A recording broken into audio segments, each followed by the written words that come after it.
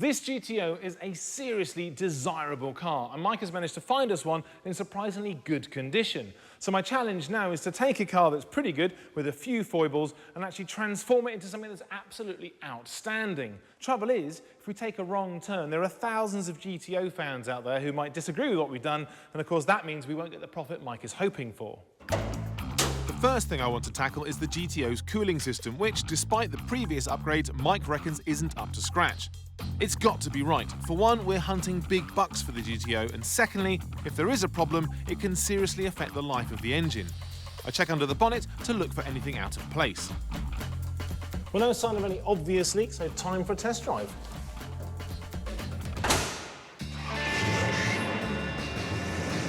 Another symptom of a hot car is a reduction in power.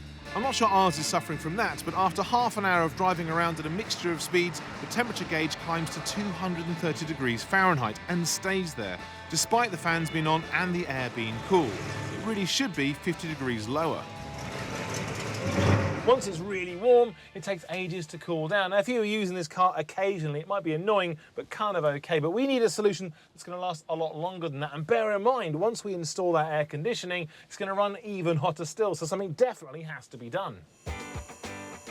To avoid serious problems for this engine in the future, I'm going to totally overhaul the cooling system, starting with the radiator.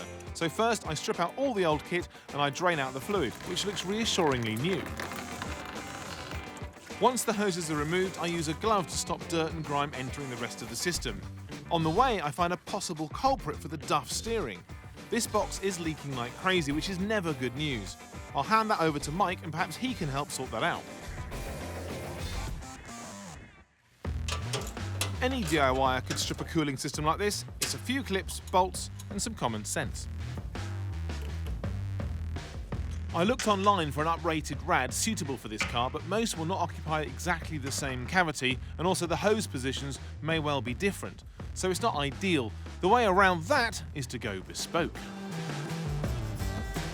Well, this is our new aluminium radiator. We had it specially made so we know it's going to fit perfectly into the car. Now, being aluminium, it is going to disperse the heat more easily, but better than that, you can see we've actually got 50% more radiator cores as well, so there's going to be more fluid flowing around the radiator, dispersing even more heat.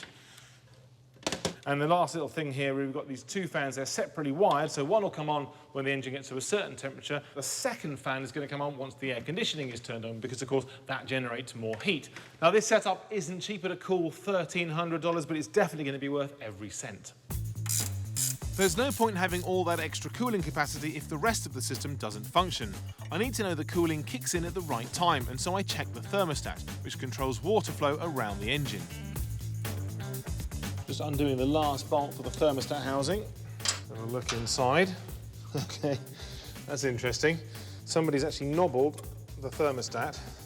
So you can see there's actually bits missing and somebody's put in a washer instead to kind of stem the flow a little bit. We will obviously replace this with a working thermostat, but the main thing is, of course, because of our improved radiator and fans, hopefully this should never be a problem again. That engineering fudge certainly points to this engine having a long-term heat issue. Next, I want to be sure that sufficient coolant will be circulating to bring the engine temperature down. So I'm upgrading to a high-performance water pump.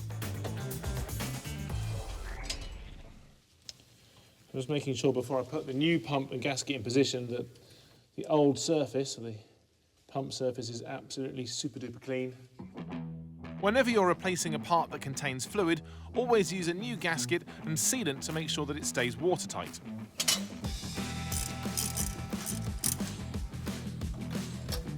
After a few hours' work, I'm ready to offer up the centrepiece of my new install.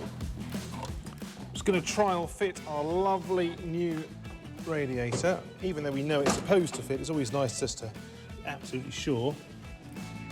It's looking good, but rather disappointingly, I can't complete the job until the air conditioning condenser has been reinstalled in front of the radiator. So I need to sort the aircon out before I can move on.